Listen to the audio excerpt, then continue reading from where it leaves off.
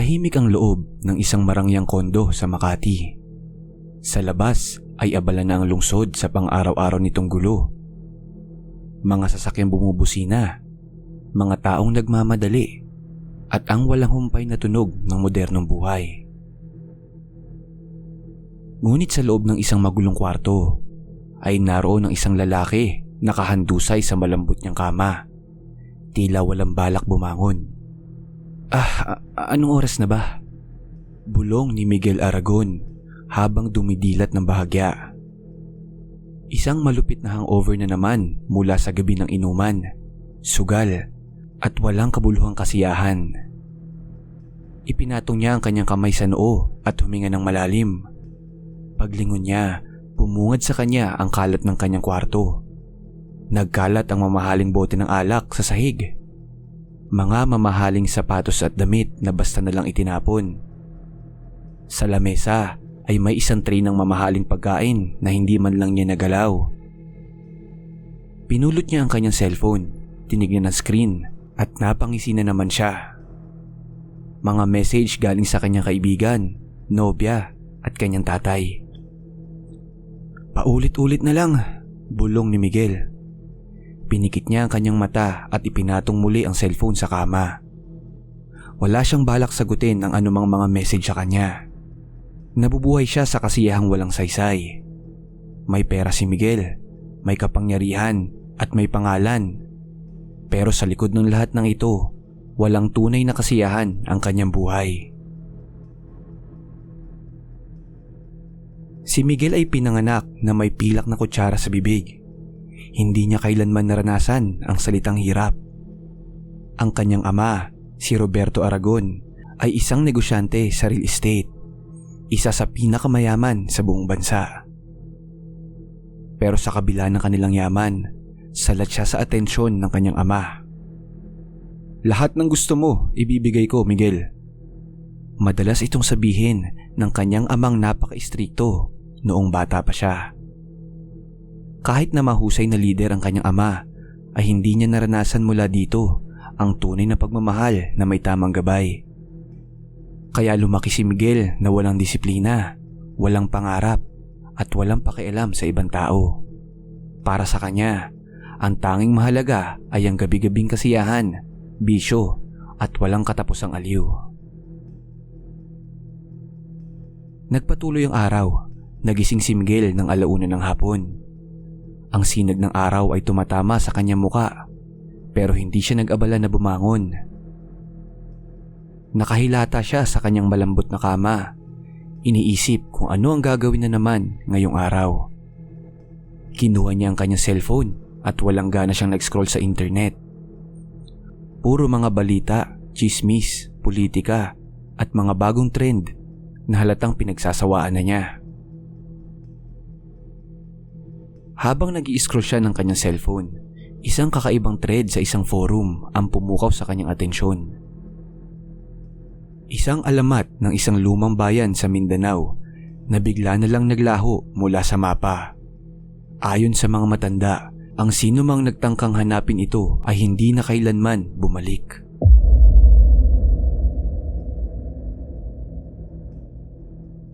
Napakunot ng noo si Miguel. Isa na namang kalokohang kwento sa internet na tatawa niyang binasa. Pero sa kabila ng kanyang panunuya, hindi niya napigilan ang sarili na pindutin ang link. Lumabas ang isang post na larawan ng lumang mapa at binasa niya ang iba't ibang mga review. Ang sabi ng isa, may tiyuhin ako na sinubukang hanapin ang Malocono noong 1980. Hindi na siya bumalik. Hanggang ngayon, hindi namin alam kung nasaan siya. Ang sabi naman ng isa, ang Malocono ay hindi isang lugar, isa itong patibong, isang sumpa. At ang isa naman, kung nahanap mo ang impormasyon na to tungkol sa Malocono, ibig sabihin, tinatawag ka na nito. At sa pagbasa niyang iyon, parang may biglang gumapang na lamig sa kanyang batok. Ha? Tinatawag? Kalokohan. Pinagtawanan niya ang mga nakasulat dito. Mga tao nga naman, mga walang magawa sa buhay. Sa kabila ng mga panunuya niya, ay bumalot kay Miguel ang isang kuryosidad na may onting kaba dahil sa nakita niyang ito sa internet. Bumangon siya mula sa kama at dumiretso sa kusina, kumuha ng malamig na tubig. Kahit anong pilit ni Miguel iwaksi ang isip sa kanyang nabasa, ay para bang may naiwan itong bakas sa kanyang isipan. Habang umiinom ng tubig, tumingin siya sa malawak na bintana ng kanyang kondominium. Kitang-kita niya ang abala at makulay na lungsod ng Maynila. Ang mga sasakyan sa EDSA, ang walang humpay na galaw ng mga tao sa kalsada, at ang mga naglalakihang mga billboard. Pero sa gitna ng lahat ng ito, sa loob-loob niya ay tila parang tinatawag siya ng isang bagay na hindi niya maintindihan. Bumalik si Miguel sa sala, binuksan ang laptop at muling hinanap ang malakuno. Wala akong magawa. Matignan niya ang kalokohang to. Sa kanyang pagsusuri, napansin niya ang isang pattern. Maraming kwento na ng mga taong naghanap nito, pero wala ni isa ang nakabalik. May isang article na nagsasabing may isang grupo ng mga reporter noong dekada 90 ang nagpunta sa isang liblib na bayan sa Mindanao upang hanapin ang malakuno at hindi na sila bumalik kailanman. Isang vlogger naman na nagkwento tungkol sa isang lalaking nakita sa isang bayan. Walang alaala, walang ideya kung sino siya, at tila galing sa isang lugar na hindi niya maalala. Habang binabasa ni Miguel ito, unti-unting lumakas ang tibok ng kanyang puso. Para bang isang boses sa kanyang isip ang pilit na nagtutulak sa kanya na hanapin ito. Hanapin mo ito. Naguluhan si Miguel at napailing. Para bang isang boses sa kanyang isip ang pilit na nagtutulak sa kanya na hanapin ito. Ano bang nangyayari sa akin? Bulong ni Miguel. Pinatay niya ang laptop. Tumayo siya at dumiretso sa banyo. Pinatakbo ang malamig na tubig sa gripo at naghilamos.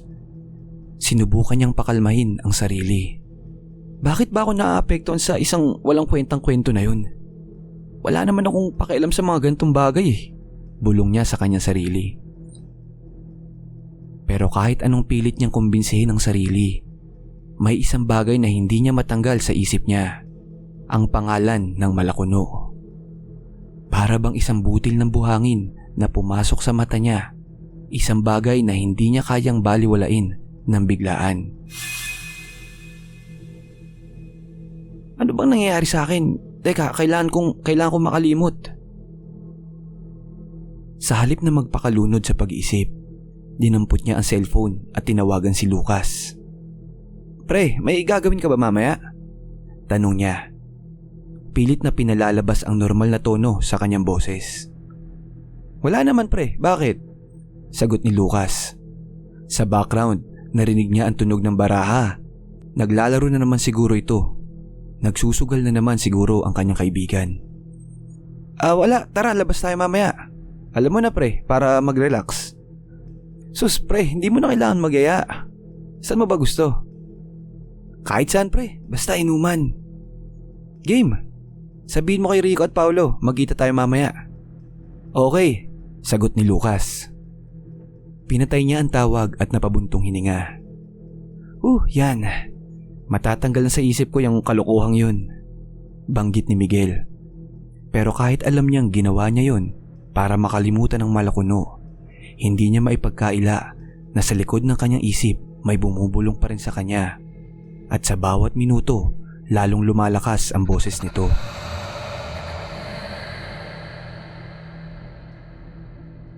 Kinagabihan, nasa isang mamahaling bar si Miguel kasama ang kanyang barkada. Ang gabi ay puno ng ingay at kasiyahan. Pero sa kabila ng masiglang musika, nagkikislap ang ilaw at halakhakan ng mga tao sa bar na natiling tahimik si Miguel. Hawak niya ang kanyang baso ng alak, ngunit hindi niya ito iniinom.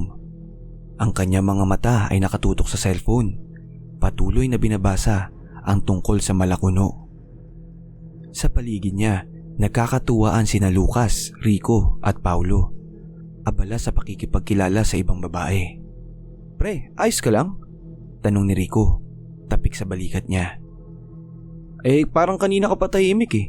Parang wala ka sa sarili. Dagdag ni Rico. Napansin ni Lucas ang hawak niyang cellphone. Anong tinitingnan mo dyan? Tanong nito bago sumilip sa screen. Ano yan, forum? Bago pa ito makabasa ng husto, mabilis niyang isinara ang app. Wala. May nakita lang akong article. Wag mong sabihin tungkol na naman yan sa nawawalang lungsod na sinabi mo kanina ha? Pabirong sabi ni Lucas. Ano bang meron sa lugar na yan at mukhang obsessed ka na bigla dyan? Tanong ni Paulo habang inaakbayan ang babaeng kasama niya. Pero hindi sumbay si Miguel. Imbis, nilaro niya lang ang baso ng alak. Nakatitig sa loob nito na tila may malalim na iniisip. Nakita ito ni Lucas at agad siyang siniko. Pre, seryoso ka? Bakit mo pinapatulan yung mga kwentong engkanto na yan? Ewan ko, sagot ni Miguel. Tila walang gana. Alam mo Miguel, parang natatakot ka na dyan sa istorya na yan. Tukso ni Paulo. Hindi pre, natatawa lang ako. Masyado ako nagbabasa ng kung ano-ano eh. Sagot niya, pero may halong pilit ang kanyang ngiti. Hindi niya maipaliwanag ang nararamdaman niya. Kanina pa siya balisa. Para bang may bumubulong sa kanya, isang tinig na hindi niya matukoy kung saan nanggagaling. Na nagsasabing, hanapin mo ito. Napalingon siya sa likod. Wala namang kakaiba. Pero parang may malamig na hangin na dumaan sa kanyang batok. Muli niyang binuksan ang cellphone at tinignan ang lumang forum tungkol sa Malakuno. Kung nahanap mo ito, ibig sabihin, ikaw na ang susunod. Binasa niya. Napalunok siya. Bakit parang may kakaiba?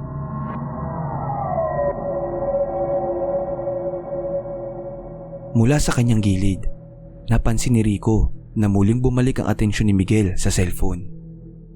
Ano na naman yan pre? Tingnan nga natin yan. Tanong ni Rico, lumapit sa kanya. Mabilis niya ulit tinago ang cellphone sa bulsa. Sabi ko namang wala lang eh. Di ba sinabi ko na? Pero kahit pilit niyang iwasan, hindi niya maalis ang pakiramdam na parang may isang bagay na umahatak sa kanya patungo sa Malakuno. Kinuha niya ang kanyang baso at ininom ang natitirang alak. Tumayo siya at napabuntong hininga. Alis na ako mga pre. Ha? Seryoso? Bagong-bago pa lang tayo dito ah. Nagtatakang tanong ni Lucas. Wala, may aasikusuhin lang ako. Teka pre, ano bang meron sa'yo? Napansin ni Rico ang kakaibang timpla ng mukha niya. Hindi ka naman usually na ganito eh. Huwag niyo akong alalahanin. Bukas magkikita ulit tayo. Pilit nang umiti si Miguel. Siguraduhin mong wala kang gagawing kalokohan pre ah. Babalaan ni Lucas pero tinawanan niya lang ito. Hindi na siya lumingon pa. Habang bumababa siya sa elevator, lalong lumakas ang pakiramdam niya. Hindi ito isang ordinaryong gabi. Pagdating sa kanyang kondo, dumiretso siya sa work desk, binuksan ang laptop at muling hinanap ang Malakuno. Mga artikulo, lumang mapa at mga post ang bumungad sa kanya. Pero isa sa mga ito ang nagpatigil sa kanya. May natagpo ang isang lalaki na hindi kinikilala ang sarili matapos bumalik mula sa Malakuno. Nanlaki ang kanyang mata. Ano? May taong nakabalik? Tanong nito. Nagmamadali niya binuksan ang artikel at ayon sa kwento, may isang explorer na nagtangkang hanapin ang Malakuno. Nakita siya makalipas ang 2 linggo. Ligaw, walang malay at walang alaala kung sino siya. May kasama itong larawan, isang lalaking payat, gusgusin at may malalalim na mata na parang hinigop ng isang madilim na lugar. Para bang hinila ng isang masamang bangungot. Biglang lumamig ang buong kwarto ni Miguel. Ang kanyang dibdib ay mabilis na pumintig. Hindi niya alam kung bakit, pero isang matinding takot ang bumalot sa kanya.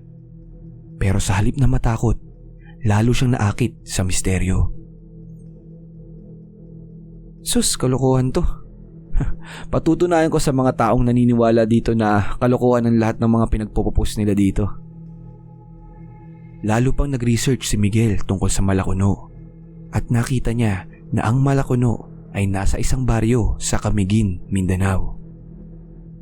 At dahil sa kagustuhan niyang patunayan na kalokohan lang ang Malacanang, binuksan niya ang website ng airport para mag-book ng flight. Mindanao, one-way ticket. Tumigil ang kanyang daliri sa ibabaw ng confirm booking at nag-book siya ng flight 1 linggo mula ng gabing yun.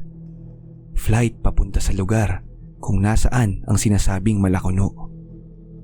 Isang desisyon na wala siyang balak bawiin pa.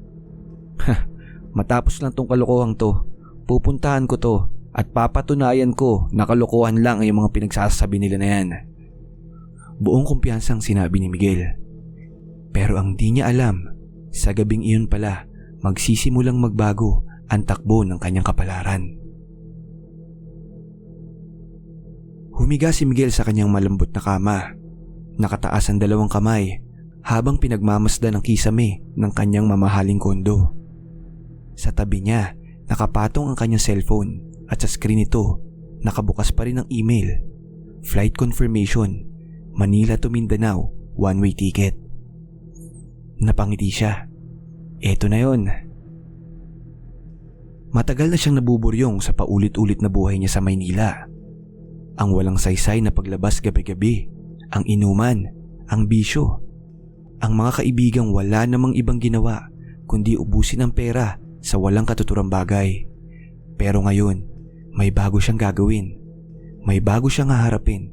At higit sa lahat, papatunayan niya na isa lamang alamat at haka-haka. Malacanang pala ha. Tignan natin kung gaano katotoo ang alamat na yan. Bulong niya habang tumatawa ng bahagya. At sa gabing iyon ay sinimulan niyang ayusin ang kanyang mga gamit papunta sa Mindanao. Lumipas ang ilang mga araw ay nagpatuloy sa paghahanda si Miguel sa pag-alis. Sa gitna ng kanyang sala, nakalatag na ang kanyang mga gamit. Isang kamera, isang bagong bili na hiking bag, at ilang mga survival gear na minsan ay hindi niya ginamit sa buong buhay niya. Hindi siya mahilig sa outdoor adventure, pero sa pagkakataong ito, kailangan niyang ipakita na seryoso siya sa misyon na to. Sa kanyang laptop, muli niyang binuksan ang forum na nagbigay sa kanya ng ideya kung nasaan ang Malacanang. At nabasa niya, ang Malacanang ay hindi matatagpuan sa mapa. Ang sino mang pumunta rito ay hindi na kailanman nakabalik. Dagdag pa ng isang post, kung natagpuan mo ang impormasyon na to, malapit ka nang piliin ng Malacanang. Sus, ang dami-daming drama. Tumawa siya habang binabasa ang forum. Habang tinitignan ang lumang mapa sa Mindanao, napansin niya na may ilang pahiwatig sa mga lumang aklat na tila konektado sa Malacanang. Sa kabila ng kanyang panunuya sa kwento, mas lalo siyang naintriga sa misteryo. Bakit kaya maraming naniniwala dito? Bakit walang opisyal na dokumento tungkol sa lugar na to? At kung talagang may mga taong nawala dito, bakit walang mga ulat galing sa gobyerno? Tanong ni Miguel. Mas lalong lumakas ang kanyang kagustuhang patunayan na isang malaking kalokohan lang ang lahat ng ito. Bago niya tuluyang tapusin ang pag-iimpake, kinuha niya ang kanyang cellphone at tinawagan si Lucas. Hello pare, hulaan mo. Bungad niya agad nang sagutin ito ng kaibigan niya. Ano? Di ko alam, ikaw na magsabi. Aalis ako papuntang Mindanao. Hahanapin ko yung sinasabi nilang nawawalang lungsod. Natawa si Lucas sa kabilang linya. Walang iya ka, Miguel. Ikaw? Maghahanap ng lungsod? Kailan ka pa naging National Geographic Explorer? Hindi bro. Gusto ko lang patunayan na puro kalokohan lang tong mga alamat na yan. Sagot ni Miguel. Ano bang trip yan, Miguel? Tanong ni Lucas. Naalala mo yung sinabi ko dati sa'yo, yung tungkol sa Malacanang? Yung nawawalang lungsod na di raw makita sa mapa? Teka, pre, seryoso ka ba? Pambihira, baka naman na-brainwash ka na ng mga nababasa mo na yan. Sagot ni Lucas. Hindi pare, kaya nga ako pupunta eh. Gusto kong i-debunk to. Sigurado ka? Baka naman matulad ko dun sa mga nawala. Pabirong tanong ni Lucas. Pare, isa lang tong kwento ng matatanda. Pero tignan mo, pag nahanap ko yung lugar na yan, magpo-post ako sa social media. Magla-live pa ako para ipakita sa lahat na pananakot lang to ng mga taga-probinsya. Huy, siraulo ka, wag mo sabihing magla-livestream ka pag nagpunta ka na dun. Walang ya, Miguel, ikaw na talaga. Pero seryoso, may kasama ka ba? Natatawang tanong ni Lucas. Napahinto si Miguel. Wala pre, bakit? Hayop ka, di ka naman marunong mag-isa sa mga ganitong trip eh. Paano kung mawala ka dun sa bundok? Pre Lucas, GPS lang yan. Wala namang multo dun eh. Kumpiyansang sagot ni Miguel. O sige, ikaw, bahala ka. Basta mag-update ka sa amin at siguraduhin mong may maayos kang plano. Banggit ni Lucas. Oo naman pre, huwag ka mag-alala. I'll prove once and for all na kalokohan lang to. At sa halip na matakot, mas lalo pang naging excited si Miguel.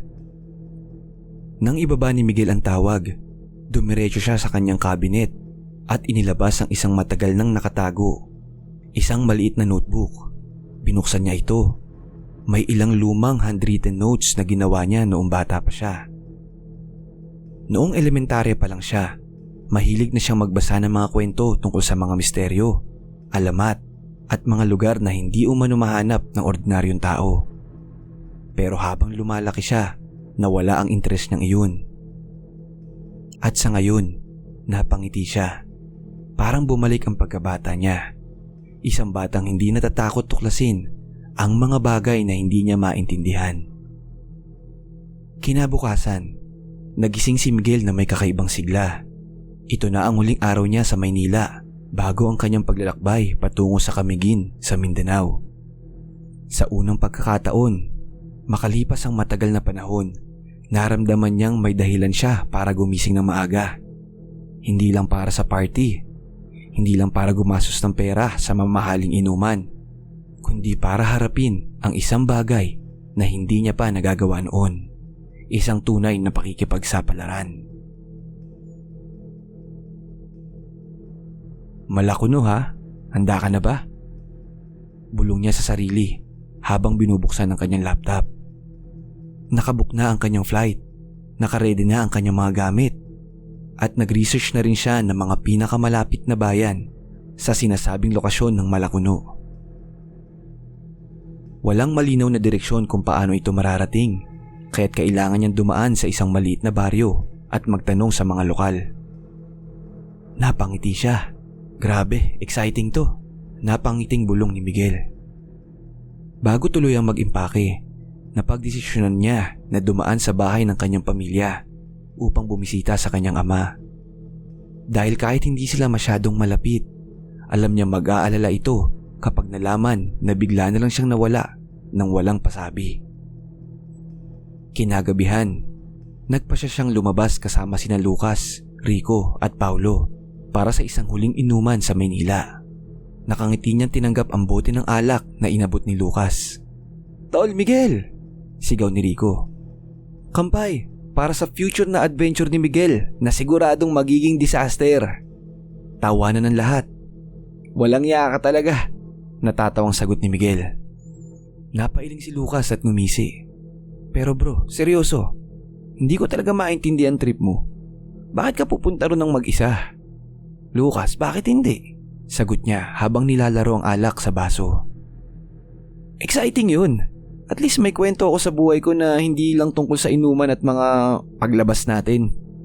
Baka kwento ka mo ng pagkawala mo. Biro ni Paulo. Siraulo ka, natatawang sagot ni Miguel. Hindi naman totoo yun. Ano bang tingin nyo? May secret dimension ng Mindanao? Ngunit kahit tinatawanan nila ito, alam niyang may bahagyang pag-aalinlangan sa kanilang mga boses. Kahit anong pilit iwaksi ni Miguel, may bahagi sa kanyang isipan na nagsasabing hindi lang ito isang ordinaryong trip. Pero sa kabila ng yun, mas nangingibabaw pa rin ang excitement sa kanya. Pagkatapos ng ilang oras ng inuman, lumabas siya ng bar, tumingala sa langit. Bukas na ang flight ko, wala nang atrasan to. Pangiting bulong ni Miguel. Handa na ako, Malakuno. At sa pagsabi niyang iyon, May naramdaman siyang tila isang bagay na sumagot mula sa kawalan. Isang malamig na hangin ang dumaan sa kanyang batok. Kinabukasan, nagising si Miguel sa tunog ng kanyang alarm clock. 3:00 ng madaling araw. At hindi tulad ng ibang umaga, ngayon ay may kakaibang sigla siyang nararamdaman. Ito na ang araw ng kanyang pag-alis. Habang nakahiga pa, kinuha niya ang cellphone mula sa bedside table at tinignan ang email confirmation ng kanyang flight. Flight confirmation, Manila to Camiguin, one-way ticket, 8 a.m. Ngumiti siya. Ito na ang simula ng kanyang bagong pakikipagsapalaran. Malakuno pala ha? Parating na ako, maghintay ka lang. Bulong niya sa sarili sa harap ng kanyang laptop. Muli niyang tinignan ang kanyang booking. Handa na ang kanyang flight. Nakaredy na ang kanyang mga gamit. At nag-research na rin siya ng mga pinakamalapit na bayan sa sinasabing lokasyon ng Malakuno. Isinara niya ang kanyang laptop at dumiretso sa banyo. Ang malamig na tubig mula sa shower ay nagbigay sa kanya ng kakaibang gising.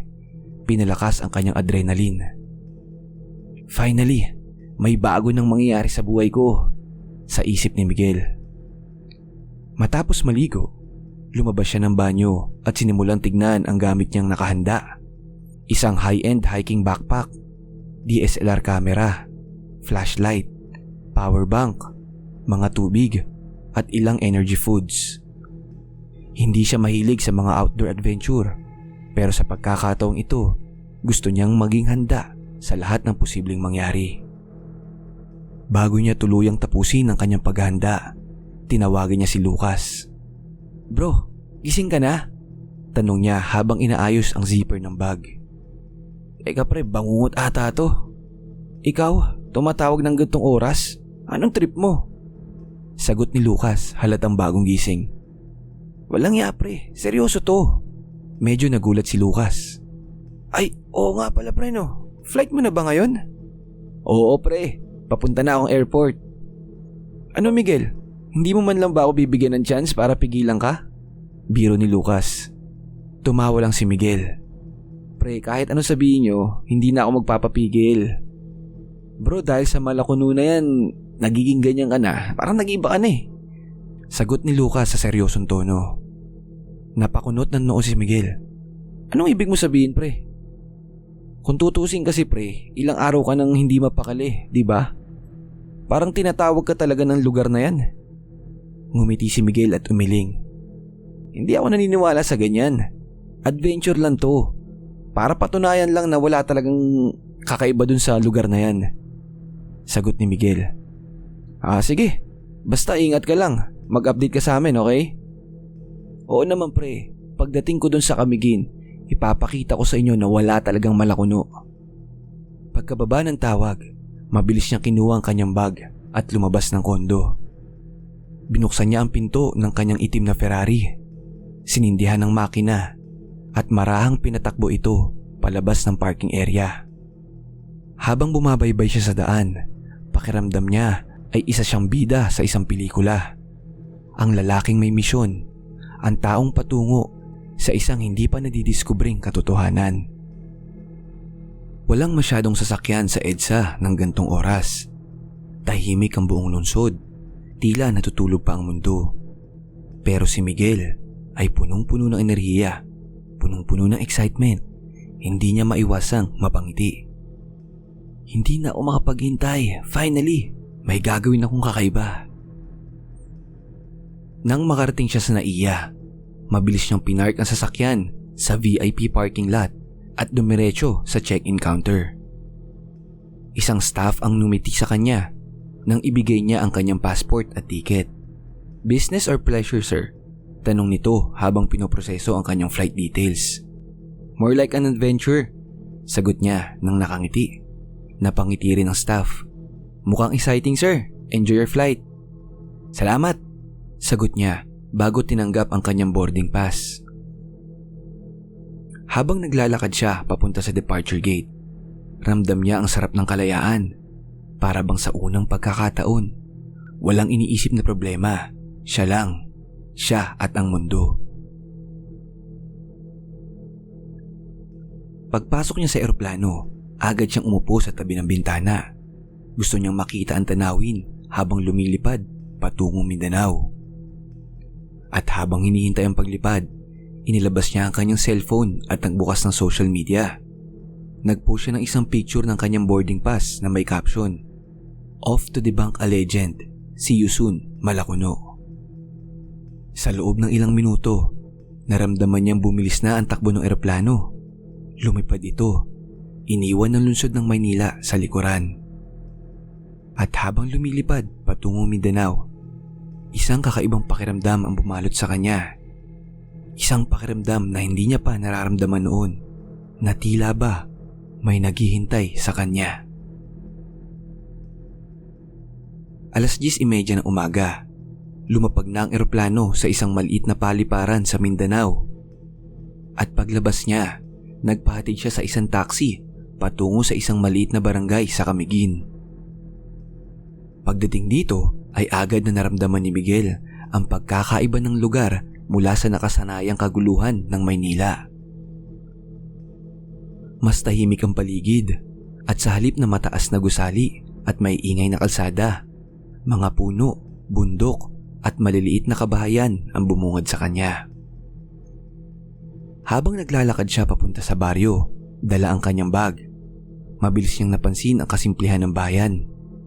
Ang ganda pala rito, napakapayapa, bulong niya sa sarili. Sumakay siya ng tricycle at nagpatuloy sa pinakamalapit na baryo na nakita niya sa mga post sa internet, kung saan maaaring may makapagbigay sa kanya ng impormasyon tungkol sa Malakuno. Pagdating niya sa isang maliit na baryo, sa puntong ito, naisip ni Miguel na wala pang kakaiba. Walang indikasyon na may anumang misteryo sa paligid. Nasaan kaya ang Malakuno? Ipagtatanong ko sa mga tao dito. Malamang wala silang alam dahil hindi naman totoo yun, sa isip ni Miguel. Naglakad siya patungo sa isang maliit na karinderya. Naupo sa isang kahoy na bangko at umorder ng isang tasa ng kape. Habang hinihintay niya ito, kinuha niya ang kanyang cellphone para magpicture habang nagmamasid sa mga tao. May mga matandang nag-uusap, ilang tricycle driver na naghihintay ng pasahero, at mga tindera na nag-aayos ng kanilang paninda. Walang bahid ng takot o misteryo sa paligid, at doon ay napangiti siya. Matapos niyang maubos ang kape, lumapit siya sa isang tricycle driver na nakatambay malapit sa terminal. "Boss, may alam po ba kayo tungkol sa Malakuno?" Napatingin at nagulat ang driver sa kanya. "Anong sabi mo?" "Malakuno po," sagot ni Miguel. "May balita po akong may lumang bayan daw sa lugar na to. Plano kong puntahan eh." Biglang natahimik ang driver. Ang ibang mga lalaki sa paligid ay napatingin din sa kanya. "Walang Malakuno, iho," napangiti siya. "Teka lang boss, halatang may Malakuno eh," umiling ang driver. "Wala kang mahanap dun sir, walang kahit ano dun." Tumango ang ibang driver at isa-isang umiwas ng tingin. Pero sa halip na matakot, mas lalo siyang naintriga. "Sigurado po kayo? Wala bang pwedeng maghatid sa akin dun?" Tanong niya. Ang boses niya ay may bahid ng hamon. Walang sumagot. Isa-isa silang umiwas ng tingin, parang ayaw nilang makasama sa usapan. Pero bago umalis si Miguel, isang matandang lalaki ang lumapit sa kanya.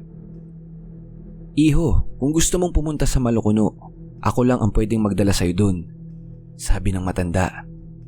Napatingin si Miguel sa kanya.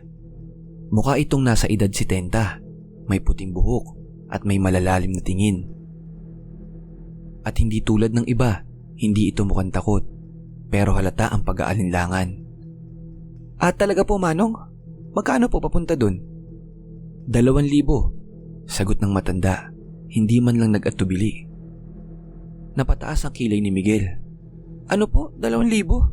Ang taas naman nun." "Kung gusto mong malaman ang katotohanan, yan ang presyo." Muli siyang umiti. Hindi niya lubos akalain na magiging ganito kahirap ang paghanap ng isang alamat. Sige po," sagot niya. Pero may tanong po ako. Bakit parang takot silang lahat sa lugar na yun? Matalim ang tingin ng matanda. Iho, dahil may dahilan kung bakit walang bumabalik mula roon. Hindi niya alam kung seryoso ito o nananakot lang. Sus Manong, hindi naman po ako madaling matakot, sagot ni Miguel. Siguraduhin mo lang na ganyan pa rin ang sinasabi mo pagkatapos ng biyahe natin, sagot ng matanda. Tumawa si Miguel. Opo naman Manong. Habang naglalakad sila papunta sa lumang tricycle ng matanda, ay bigla itong nagsalita. Ihahatid kita doon, isang kondisyon, sabi nito. Ano po yun? Hindi kita dadalhin mismo sa Malocono. Ibababa lang kita mga 5 kilometro bago ang sinasabing lugar. Napakunot ng noo si Miguel. Bakit po? Hindi ako papasok doon, sagot ng matanda. At pag binaba na kita, wala ka ng ibang masasakyan pabalik. Tandaan mo yan ha. Saglit siyang natahimik. Naisip niyang medyo delikado nga. Pero sa totoo lang, mas lalo lang siyang na-excite sa gagawin niya. Yun lang pala Manong 5 kilometro lang. Madali lang yun. Kaya kong maglakad, sagot niya. Tumango ang matanda. Pero tandaan mo Hiyo, pag andun ka na, wala nang atrasan. Hindi siya natinag. Sige po Manong, simulan na natin to. Pinaandar ng matanda ang kanyang tricycle. Lumayo sila sa bayan, papunta sa isang mas masukal na lugar. Habang binabaybay nila ang daan, unti-unting nawawala ang mga bahay at lumalabas ang mga kakahuyan. Nagpatuloy ang biyahe nila ng halos 1 oras. Walang gaanong usapan. Tanging tunog lang ng makina at lagaslas ng hangin ang naririnig. Habang tumatagal, napansin ni Miguel ang pagbabago ng paligid. Mas lumalalim ang kagubatan. Mas nagiging masikip ang daan at mas lumalayo sila sa sibilisasyon. Hanggang sa biglang huminto ang sasakyan. Iho, dito na tayo, sabi ng matanda. Bumaba si Miguel, inabot ang bayad, at agad niyang naramdaman ang kakaibang lamig sa hangin. Ang paligid niya ay puro puno, wala nang daan ng sasakyan, wala nang kahit anong senyales ng kabihasnan. Itinuro ng matanda ang isang makitid na daan na papasok sa kakahuyan. Iho, diyan ka dadaan. Sundan mo lang ang landas na yan. Pero tandaan mo, tumigil ito saglit. Tinignan siya ng diretso sa mata. Hindi lahat ng daan ay may patutunguhan. Ngumiti lang si Miguel. Makikita natin yan Manong, sumagot ito. At sinimulan niya ang kanyang paglalakad patungo sa Malocono, isang lungsod na hindi na dapat matagpuan. Ang mga dahon sa ilalim ng sapatos ni Miguel ay marahang nadudurog sa bawat hakbang niya. Ang liwanag ng araw ay pilit na lumulusot sa makakapal na sanga ng mga puno ng mga punong nakapalibot sa kanya. Ngunit sa kabila ng liwanag, pakiramdam niya ay unti-unting bumibigat ang hangin. Parang may nakatingin sa kanya mula sa anino ng kagubatan. 5 kilometro ang kailangan niyang lakarin, patungo sa bayan na hindi niya pa nakikita sa kahit anong mapa. Habang nilalakbay niya ang makitid na daan na tinuro ng matanda, naramdaman niya ang unti-unting pagbago sa paligid. Sa una, parang normal lang lahat. Ang puno, ang lupa, ang mga maliliit na hayop na nagtatakbuhan sa mga sanga. Ngunit pagkalipas ng halos 1 oras ng paglalakad, napansin niyang wala na siyang naririnig na kahit anong tunog ng hayop. Tahimik ang buong kagubatan. Sobrang tahimik. Napahinto siya saglit. Pinakinggan ang paligid. Walang huni ng ibon. Walang kaluskos ng mga insekto. Tanging ang sarili niyang paghinga at yabag ang naririnig niya. May dumaan na malamig na hangin sa kanyang batok. Napakunot noo siya at nilingon ang kanyang likuran. Wala naman, bulong nito. Pinagpag niya ang kanyang pag-aalinlangan. Siguro ay normal lang ito. Siguro ay malapit na siya sa bayan. Patuloy siyang naglakad at sa di kalayuan, sa wakas, nakita niya ang isang lumang arko na yari sa bato. May nakaukit na lumang pangalan sa itaas, Malakuno. Pagkatapos ng halos 2 oras na paglalakad sa kakahuyan, sa wakas ay nakita ni Miguel ang pasukan ng bayan. Napangiti siya. Ganito lang pala yung sinasabi nilang misteryosong bayan. Parang normal naman eh. Bulong nito. Sa unang tingin, wala itong pinagkaiba sa ibang probinsya sa Pilipinas. Nakapalibot ang mababang gusali, mga bahay na yari sa kahoy at yero, at makitid na kalsada na may kaunting tao. Hindi ito mukhang isang lugar na puno ng kababalaghan. Sa katunayan, mas mukhang tahimik na baryo pa nga ito na hindi pa naaabot ng modernong teknolohiya. Habang naglalakad siya papasok, walang sino man ang mukhang nagulat sa kanyang presensya. Walang lumapit upang tanungin kung sino siya. Sa halip, tila ba walang pumapansin sa kanya. Pero sa kabila nito, ramdam niyang may nakatingin sa kanya mula sa malayo. Nagpatuloy siyang naglakad, iniikot ang kanyang tingin sa paligid. Sa kanyang kaliwa, may isang palengke kung saan may mga nagtitinda ng prutas at gulay. May isang matandang babae na abala sa pag-aayos ng mga panindang kamatis at mga gulay. Ang isang batang tindero naman ay nagbabalot ng pinamili ng isang matandang lalaki.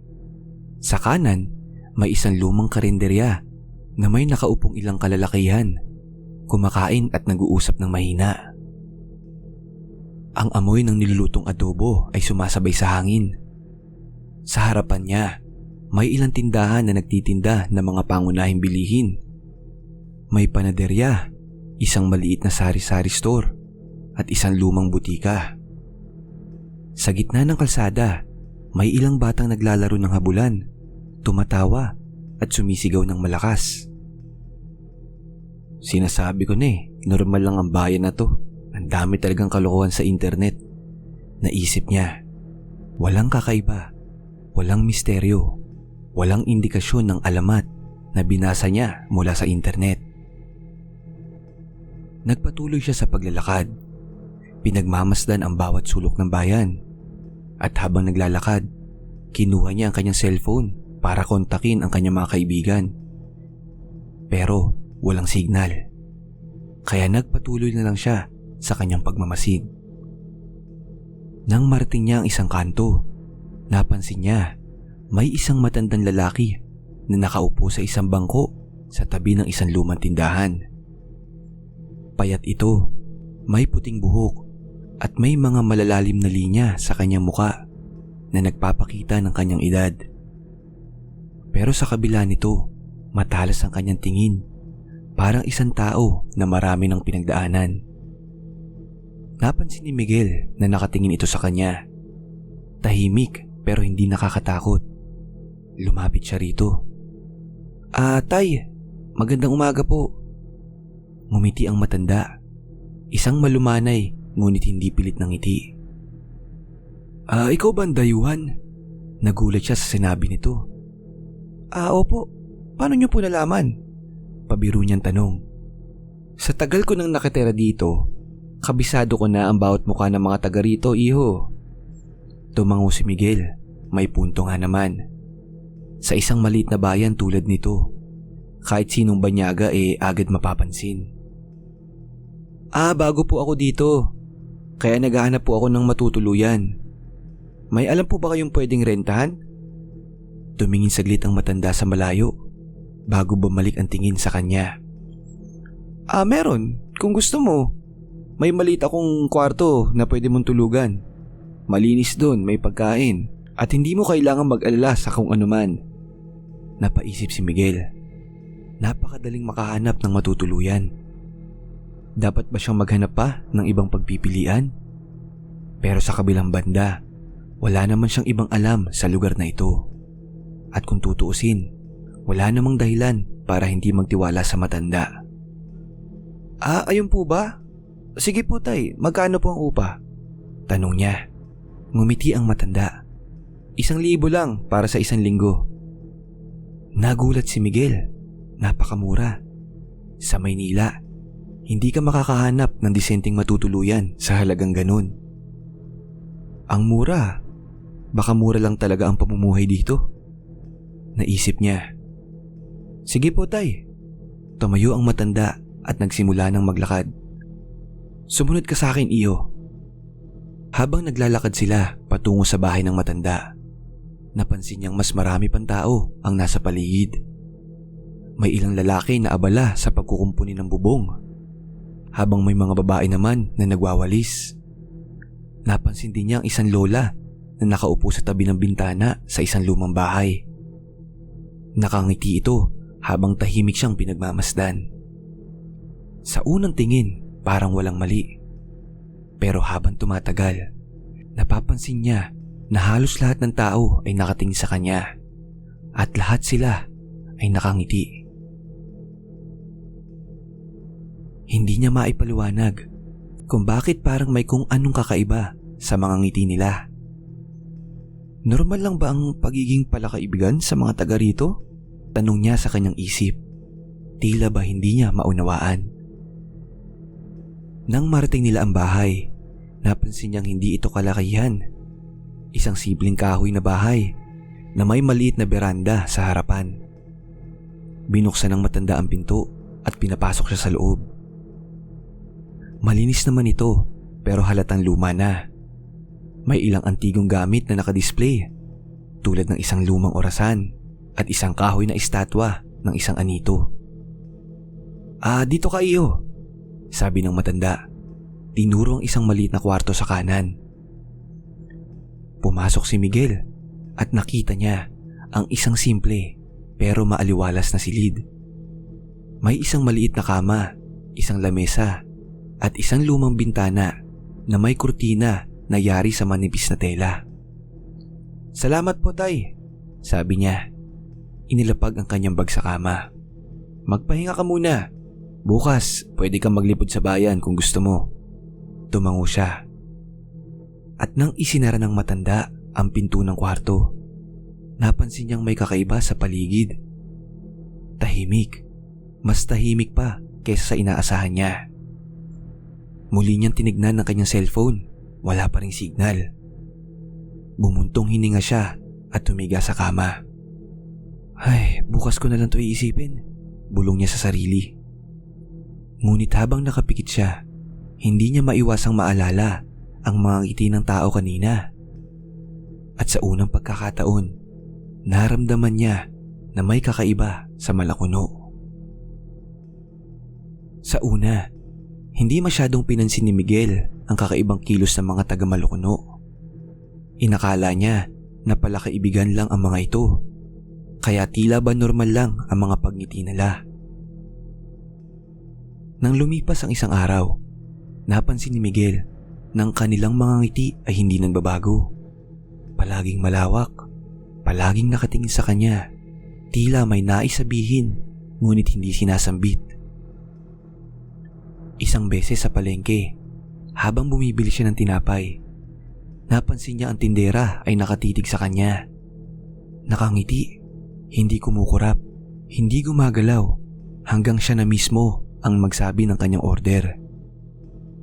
Inakala niya na wala itong interes makipag-usap sa kanya, pero nang kunin niya ang tinapay at magbayad, hindi nito binago ang ekspresyon kahit kaunti. Hindi agad tinanggap ng tindera ang bayad. Hindi rin ito tumingin sa isang bagay. Nakatuon lang ang buong atensyon nito sa kanya, na parang siya lang ang tanging tao sa loob ng bayan. Lumabas siya ng tindahan, ngunit hindi niya mapigil ang sarili na lumingon pabalik. Naroon pa rin ang tindera, hindi gumagalaw. Hindi bumababa ang ngiti, para bang isang makina na iniwan sa isang pwesto. Dumating ang tanghalian. Nagpunta siya sa isang karinderya. At habang kumakain, sinubukan niyang ubusin ang isang malaking pinggan ng kanin at adobo. Ngunit kahit naubos na niya na ito, hindi niya naramdaman ang kabusugan. Kaya umorder pa ulit siya ng isang kanin at ulam. At pagkatapos, uminom siya ng malamig na tubig upang maibsan ang kakaibang pakiramdam. Ngunit kahit anong kainin niya, pakiramdam niya ay wala pa rin siyang kinakain. Sa pag-inom niya ng tubig, sa halip na mapawi ang kanyang uhaw, lalo lang niyang naramdaman ang panunuyo ng kanyang lalamunan na para bang ang tubig mismo ay hindi pumapasok sa kanyang katawan. Parang gutom na gutom ako ngayon tsaka hindi nawawala yung uhaw ko. Kakakain ko lang naman. Tanong nito sa sarili. Inisip niya na baka pagod lang talaga siya mula sa biyahe o marahil ay may kakaibang klima sa Malacanang na nagpapalakas ng kanyang gutom at uhaw. Ngunit nang mapansin niya na kahit anong kainin niya ay hindi siya nabubusog, doon niya napagtantong may isang bagay na hindi tama. Hindi ito normal. Walang pagkain na nakakapawi sa gutom niya at walang kahit anong inumin na nakakatanggal sa uhaw niya. Kinabukasan, ginising si Miguel ng makulimlim na umaga at sa sandaling dumilat siya, agad na naman niyang naramdaman ang matinding gutom at uhaw. Parang ilang araw na siyang hindi kumakain o umiinom. Mabigat ang katawan, tila wala siyang lakas at ramdam niya na nangangasim ang kanyang sikmura sa sobrang pangangailangan ng pagkain. Dali-dali siyang bumangon mula sa kanyang kama, humakbang palabas ng kwarto at dumiretso sa kusina ng matanda. Amoy niya na ang nilulutong pagkain, isang mainit na mangkok ng lugaw, sinangag at pritong tuyo. Agad siyang naupo sa mesa, nagmamadaling kumuha ng kutsara at nagsimulang isubo ang pagkain na parang hindi na siya kakain ulit. Habang umunguya, ramdam niya ang alat ng tuyo, ang init ng lugaw na dumadaloy sa kanyang lalumunan at ang alat-asim ng patis na nilagay sa kanyang kanin. Pero sa bawat subo at bawat paglunok, wala siyang nararamdaman. Nagpatuloy siya sa pagkain, mas mabilis, mas matakaw, mas desperado. Sa loob lamang ng ilang minuto, naubos niya ang buong plato. Pero hindi siya nabusog. Parang dumaan lang ito sa kanyang katawan na hindi man lang siya pinakain. Pinilit niyang huwag mag-alala. Agad siyang kumuha ng baso ng tubig at uminom ng sunod-sunod. Pero kada lagok niya, hindi pa rin nawawala ang uhaw. Parang hindi sumasayad ang tubig sa kanyang lalumunan. Ang mas malala pa ay mas lalo pa siyang nauuhaw. Sa puntong ito ay napalunok siya. Hindi dahil sa tubig, kundi dahil sa kaba. Anong nangyayari sa akin? Bakit parang hindi nasasatisfy yung katawan ko sa pagkain at pag-inom ng tubig? Napansin niyang nakatingin sa kanya ang matanda mula sa kabilang dulo ng mesa. Walang imik. Nakangiti lamang tulad ng dati. Gutom ka pa ba, iho? Tanong nito sa kanya. Mabagal ang boses. Tila alam nito ang nangyayari sa kanya. Saglit siyang natigilan. Naramdaman niyang bumigat ang hangin sa loob ng bahay. At sa kabila ng kanyang gutom, may gumapang na takot sa kanyang dibdib. Pakiramdam niya ay may isang bagay sa bayan na unti-unting sumisipsip sa kanya. At kahit hindi pa niya maipaliwanag, alam niyang may isang bagay na hindi tama dito. Chapter 4. Lumipas ang araw at hindi mapakali si Miguel. Mas lumala ang kanyang gutom at uhaw. At sa kabila ng pagkain at pag-inom niya, mas lalo pang pumayat si Miguel. Para bang may bumubura sa kanyang enerhiya mula sa loob ng Malacanang. Pinilit niyang itapon ng pangamba at sinabihan ng sarili na baka pagod lang siya, pero sa kaibuturan, alam niyang may mali. Gusto niyang maglibot uli sa bayan para maghanap ng butika. Pero habang binubuksan niya ang bintana ng kanyang kwarto, Isang kakaibang tanawin ang bumungad sa kanya. Wala na ang bayan. Nagulat siya. Wala na ang bahay. Wala na ang palengke. Wala na ang Malakuno. Nanginginig niyang binuksan ang pinto at mabilis na lumabas. Ang lugar kung saan naroon ang tahimik ngunit masayahing bayan ay isang malawak na bakanting lupain na lamang. Wala ni isang bahay, wala ni isang tindahan. Tanging malawak na lupain na lamang ang nakapaligid sa kanya. Pinilit niyang huminga ng malalim. Ano to? Hindi, imposible to. Baka nananaginip lang ako. Baka isang biro lang to, isang masamang panaginip. Pero nang ipikit niya ang kanyang mga mata, sinampal niya ang sarili. Hindi nagbago ang kanyang paligid. Naroon pa rin siya, nag-iisa at wala na ang Malakuno. May tao ba dito? Napasigaw siya. Kahit ang tinig niya ay binalot lang ng tahimik na kawalan. Mabilis siyang naglakad palabas. Kailangan niya makabalik sa kalsada kung saan binaba siya ng tricycle ng matandang naghatid sa kanya. Sigurado siyang hindi ito malayo. Tumakbo siya. Hinanap ang daan na dinaanan niya noon. Pero habang naglalakad siya, tila walang direksyon ang kanyang nilalakaran. Dapat ay isang diretsong daan lang pabalik sa kakahuyan. Pero paulit-ulit siyang bumabalik sa parehong lugar. Naglakad siya sa kaliwa. Wala. Naglakad siya sa kanan. Wala din. Naglakad siya paharap. At bumalik siya sa parehong lugar kung saan siya nagmula. Nanlaki ang mga mata niya. Anong nangyayari? Bakit parang paikot-ikot lang ako? Sa ikatlong beses na naglakad siya, nakita niya ang kanyang sariling bakas ng paa sa lupa. Paulit-ulit siyang nagbabalik sa tapat ng lumang kubong kinatatayuan niya. Nagsimula nang magpanik si Miguel. Hindi pwede to. Kailangan kong umalis dito. Parang may pader na hindi niya nakikita. Isang puwersa na pumipigil sa kanya mula sa paglabas. Nakakulong siya sa loob ng Malakuno. Mas binilisan ni Miguel ang paglalakad. Desperado siyang makalabas sa lugar na tila umiikot lang. Humihingal na siya. Bumibigat ang kanyang dibdib at ang gutom at uhaw na kanyang nararamdaman ay parang humihigop sa kanyang natitirang lakas. Butot balat na si Miguel. Paulit-ulit niyang sinubukan ang iba't ibang direksyon. Kanina'y patungo siya sa isang kumpol ng punong kahoy. Pero nang makarating siya, bumalik siya muli sa lumang kubo. Lumingon siya sa paligid. Hinanap ang anumang senyales ng sibilisasyon. Pero wala. Tanging malamlam na liwanag ng paglubog ng araw at ang mga anino ng puno ang nakapaligid sa kanya. At sa pagmamasid pa niya, sa di kalayuan, may nakita siyang isang figura ng tao. Hindi gumagalaw. Hindi malinaw ang muka, pero tiyak siya na mayroong nakatayo roon.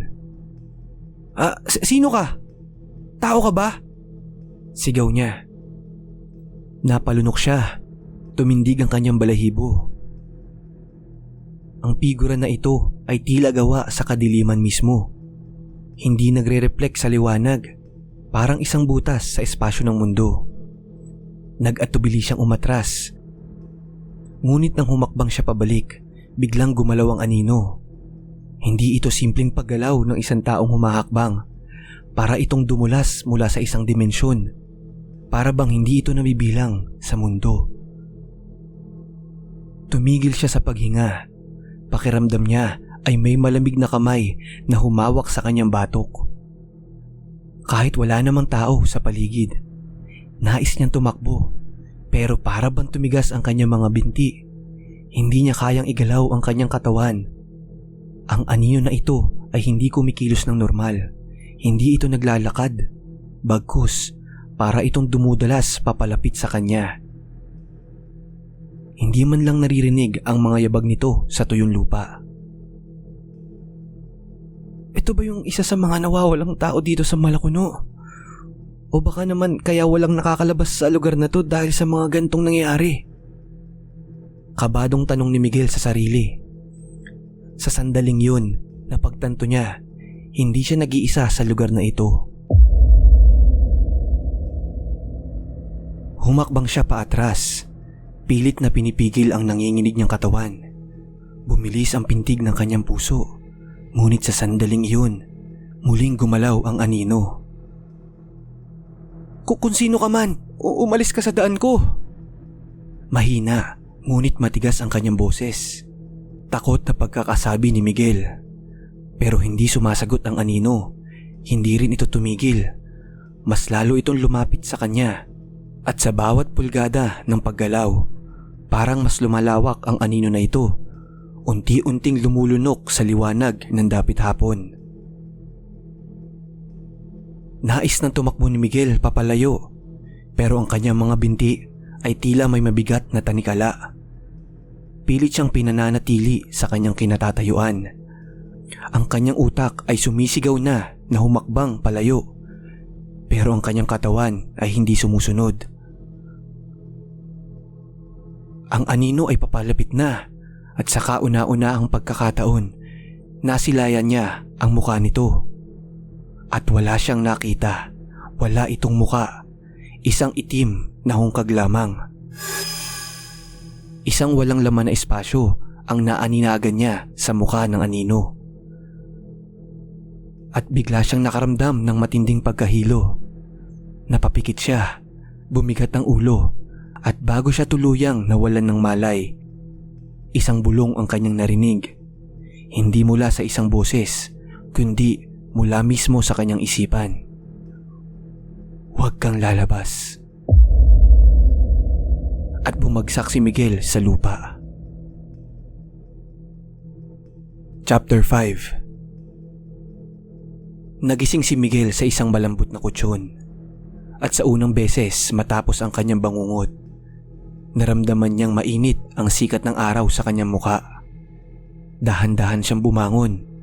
Pilit na iniintindi kung nasaan siya. Nasa loob siya ng isang simpleng silid. May puting kurtina na unti-unting sumasayaw sa ihip ng hangin mula sa bintana. Amoy niya ang mabangong sabaw na niluluto sa malapit, at naririnig niya ang mga mahihinang tinig ng mga tao sa labas. Asan ako? Bulong ni Miguel. Sa una, hindi niya maalala kung paano siya nakarating doon. Pero nang muli niyang makita ang pamilyar na tanawin sa labas ng bintana, nandoon na mga bahay, ang mga taong naglalakad sa kalsada, ang lumang arko ng bayan. Alam niya na bumalik uli siya sa Malakuno. Bumukas ang pinto at isang matandang babae ang pumasok. May dalang isang maliit na mangkok ng sopas. Salamat at gising ka na, iho, sabi nito. May malambing na ngiti sa kanyang labi. Natagpuan ka naming walang malay sa labas ng bayan. Ilang araw ka nang mahina, pero ngayon mukhang bumubuti ka na. Hindi agad nakasagot si Miguel. Hindi niya alam kung dapat ba siyang natuwa dahil naligtas siya, o dapat ba siyang matakot dahil bumalik siya sa lugar na sinusubukan niyang takasan. Sinabi niya sa matanda ang kanyang naranasan, pero tahimik lang ang matanda. Lumapit sa kanya, hinawakan siya nito sa balikat at inalok na sopas. Alam mo iho, kumain ka na lang. Kailangan mong lumakas.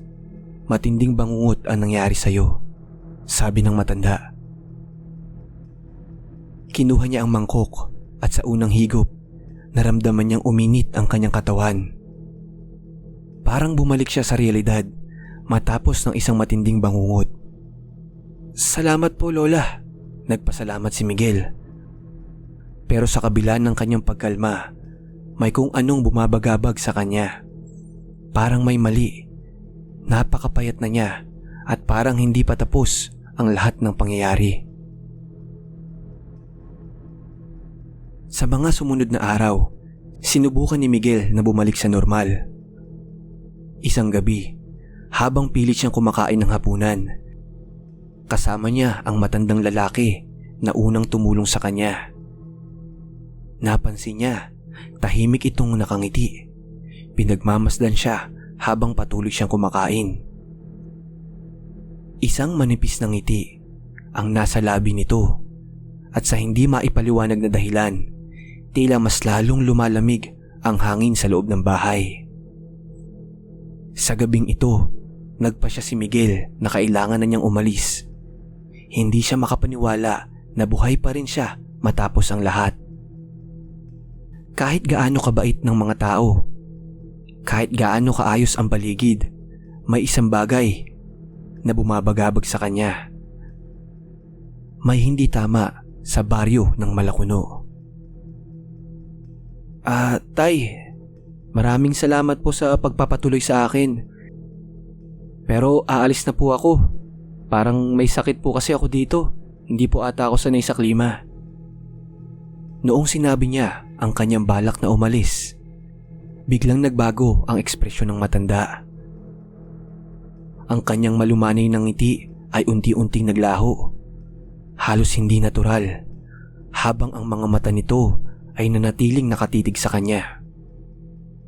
Walang umaalis sa Malacuno. Mahinang sabi nito, pero ramdam ni Miguel ang bigat ng boses ng matanda. Parang isang babala. Napaatras si Miguel. Anong ibig mo pong sabihin? Tanong niya. Nipilit niyang maging kalmado, pero hindi sumagot ang matanda.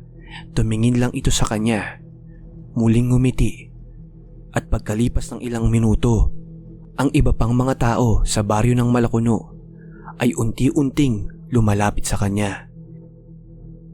Hindi niya namalayan na napupuno na ng tao sa labas ng kubo. Halos lahat ng residente ay nakangiti lamang, tahimik, nakatayo at hindi kumukurap.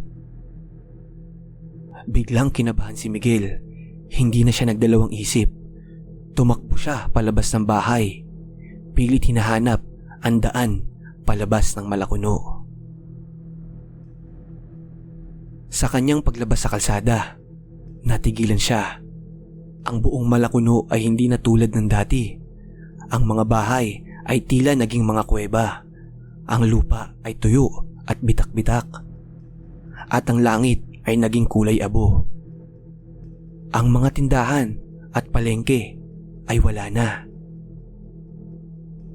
Lahat ng tao sa loob ng baryo ay tila gumagalaw ng hindi normal. Ang kanilang katawan ay lumulutang sa lupa. Ang mga anino ay hindi sumusunod sa liwanag, at ang mga mata nila ay walang laman. Parang itim na butas na lumulunok sa kanyang tingin. Mabilis itong lumapit sa kanya, hindi naglalakad, kundi parang dumudula sa hangin. Huminga si Miguel ng malalim, pilit pinakalma ang sarili. Hindi totoo to. Hindi totoo to. Bulong niya sa sarili. Pero bakit ko to nakikita? Bakit ko ito nararamdaman? At bago pa siya makatakbo, isang malamig na boses ang bumulong sa kanyang likuran. Isa ka na sa amin. At doon, bumagsak si Miguel sa lupa. Chapter 6. Parang may isang kakaibang pangyayari ang bumalot sa pagkatao ni Miguel sa pagbagsak niya sa lupa. Nanginginig ang kanyang katawan, butot balat, halos wala na siyang lakas upang huminga, at sa bawat segundo, nararamdaman niyang unti-unti siyang nilalamon ng dilim. Hindi niya alam kung ano pa ang totoo. Hindi na niya maramdaman ang init ng araw, ang lamig ng hangin. Ang lahat ay tila unti-unting naglalaho kasabay ng kanyang malay. Sa kanyang paghiga sa lupa, nagsimula niyang marinig ang napakaraming bulong. Malalamig, mahihinang tinig na bumabalot sa kanyang isipan. Isa ka na sa amin ngayon. Huwag kang aalis. Mananatili ka rito. Paulit-ulit niya itong naririnig. Napahawak siya sa kanyang ulo. Sinusubukang isara ang kanyang pandinig. Ngunit ang mga boses ay nanggagaling hindi sa paligid, kundi sa loob ng kanyang isipan. Para bang ang mismong Malakuno ay naging isang bahagi ng kanyang diwa.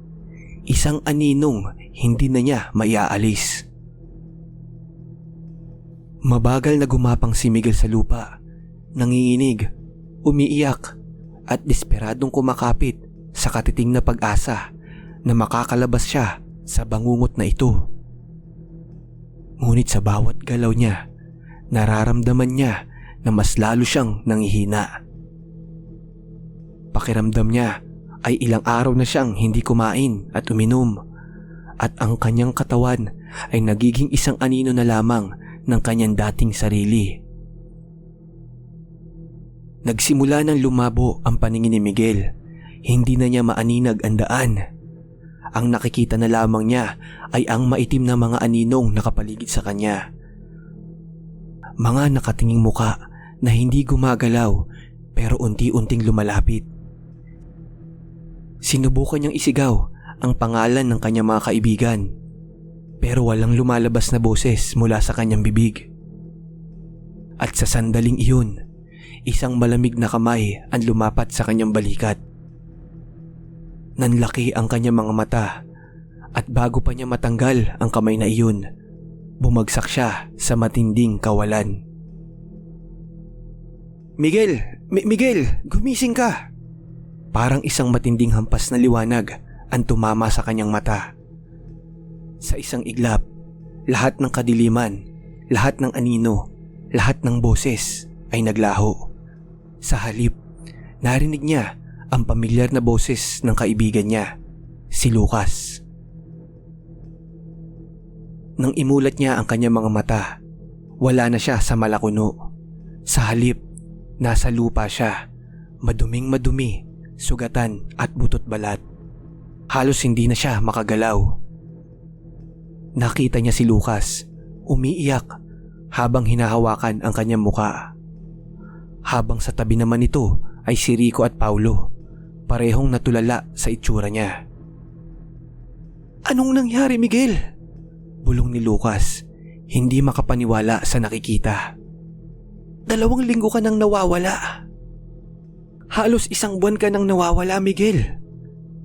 Sinubukan niyang magsalita pero wala siyang lakas.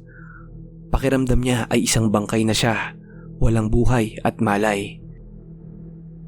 Dahan-dahan siyang tumingala at nakita niya ang kanyang mga magulang, mga kaibigan, ang rescue team na dumating upang hanapin siya. Pero pagsilip niya sa paligid, wala na ang palengke, wala nang mga taong nakatingin, wala na ang lahat, wala na ang Malakuno. Sa halip, nasa isang masukal na kagubatan siya, malayo sa anumang bayan. At doon nga niya napagtanto, wala ngang Malakuno. Matapos ang ilang oras, dinala siya ng rescue team sa ospital. Sinabi ng mga doktor na wala siyang kahit anong pisikal na pinsala, maliban sa matinding gutom, galos, pagkapagod at dehydration. Ngunit habang nakahiga siya sa ospital, hindi niya maiwasang magtanong, kung wala ang Malakuno, saan siya nanggaling sa loob ng halos 1 buwan? Wala siyang tanong, wala siyang maisagot. At nang tanungin siya ng pulis kung saan siya nanggaling, hindi niya maipaliwanag. Paano niya sasabihin na nakulong siya sa isang bayan na hindi matagpuan?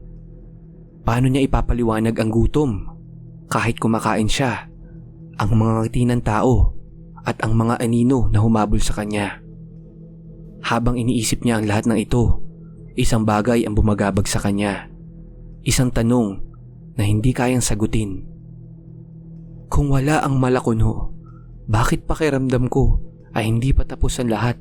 Tanong niya sa sarili. Lumipas ang mga araw. Unti-unti siyang bumalik sa normal. Pero kahit anong pilit niyang kalimutan ang pangyayari ay hindi niya magawa. Pagkaraan ng ilang buwan mula nang matagpuan si Miguel sa kagubatan, hindi na siya kailanman naging katulad ng dati. Ang dating pabaya, spoiled at walang direksyon na buhay ay unti-unting nagbago. Nawala na ang kanyang hilig sa walang saysay na kasiyahan. Tinigil na niya ang paglakwatsa tuwing gabi. Hindi na siya nakikisabay sa bisyo ng kanyang mga kaibigan.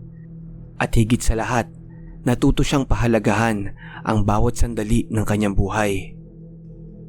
Ngayon ay nagkaroon siya ng layunin. Mas naglaan siya ng oras sa pamilya. Naging mas responsable sa negosyo at nahanap na niya ang tunay na kabuluhan ng kanyang buhay.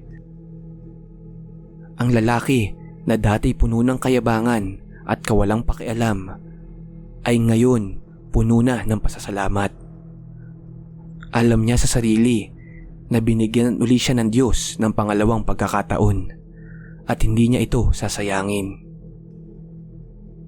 Pero sa kabila ng lahat ng ito, kahit anong gawin niya ay hindi niya pa rin lubos makalimutan ang Malakuno. Kahit alam niya na wala itong bakas sa mapa at kahit sabihin ng lahat na guni-guni lamang ito, pakiramdam niya ay may naiwan siyang pagkatao sa Malakuno. Tuwing titignan niya ang kanyang refleksyon sa salamin, nakikita niya ang isang lalaking hindi lang nagbago, nakaligtas pa sa isang bagay na hindi kailanman lubusang mauunawaan. Hanggang isang araw, habang naglalakad si Miguel sa park, may napansin siyang isang matandang lalaki na nakaupo sa isang lumang bangko. Payat ito, may puting buhok at suot ang parehong lumang polo na hinding-hindi niya malilimutan. Tumigil siya sa paglalakad. Nanigas ang kanyang binti. Hindi siya maaring magkamali. Ang matanda, ang lalaking unang nagdala sa kanya sa Malakuno. Hindi na nagdalawang isip si Miguel. Dahan-dahan siyang lumapit sa matanda. Huminga ng malalim. At nang magtama ang kanilang mga mata, isang matamis na ngiti ang gumuhit sa kanyang mga labi. "Salamat po," bulong ni Miguel. Ang matanda ay tumingin lang sa kanya, tila walang anumang pagkabigla. Isang marahang pagtangulang ang sagot nito. Isang nakakaunawang ekspresyon na para bang alam na nito kung bakit siya nagpapasalamat. At pagkatapos nito, isang malakas na ihip ng hangin ang dumaan. At nang muli niyang ituon ang paningin, doon sa bangko, wala na roon ng matanda. Napatigil siya. Tumayo siya doon, sa gitna ng mga dumaraang tao. Napatigil siya. Naglakad siya patungo sa bangko. Ngunit sa kabila ng lahat ng ingay, tila may isang tahimik na katotohanan ang pumasok sa kanyang isipan. Hindi pa rin natatapos ang kwento ng Malakuno.